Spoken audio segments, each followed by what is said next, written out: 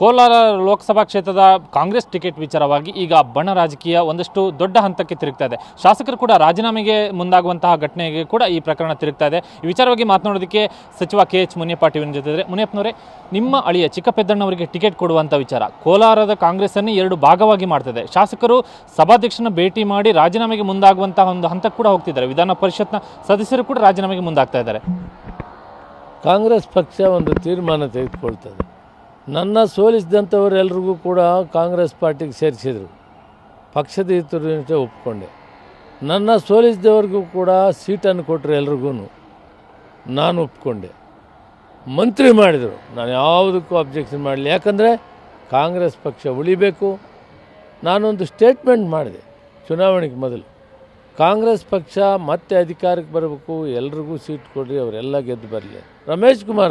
Ramesh ಕುಮಾರ್ಗೂ seat ಕೊಡ್ರಿ, ಗೆದ್ದು ಬರಬೇಕು ಅನ್ನೋ ಮಾತನ್ನು ಹೇಳಿದೆ.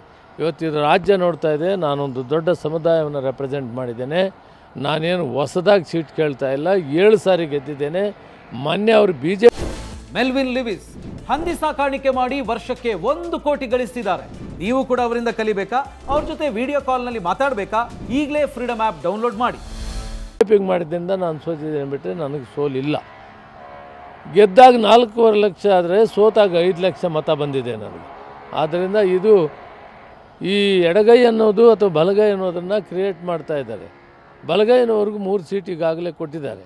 ಯಾವಾಗಲೂ ಕೂಡ ಸಾಂಪ್ರದಾಯಿಕವಾಗಿ 2 ಬಲಗೈಗೆ 2 ಎಡಗೈ ಕೊಡ್ತಿದ್ರು, 1 ಬೋವಿ ಅಥವಾ ಲಂಬಾಣಿ ಕೊಡ್ತಾಯಿದ್ರು.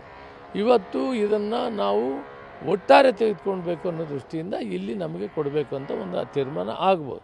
ಆದರೆ ಒಟ್ಟಾರೆ ನಾವೆಲ್ಲ ಸೇರಿ, ರಮೇಶ್ ಕುಮಾರ್ ಆಗಲಿ, ಎಲ್ಲ ಶಾಸಕರಾಗಲಿ, ಮಂತ್ರಿಗಳು ಎಲ್ಲ ಒಟ್ಟಿಗೆ ಸೇರಿ ಹೈಕಮಾಂಡ್ಗೆ ಬಿಟ್ಟಿದ್ವಿ. ಹೈಕಮಾಂಡ್ ಏನು ತೀರ್ಮಾನ ಹೇಳಿದರೆ ಅದಕ್ಕೆ ನಾವು ಒಪ್ಕೊತೀವಿ ಅಂತ ಹೇಳಿದ್ವಿ. ನಿನ್ನೆ ಅಧ್ಯಕ್ಷನ ಭೇಟಿ ಮಾಡಿದಾಗ ಹೇಳಿದೆ, ನ್ಯಾಯ ಕೊಡಿ.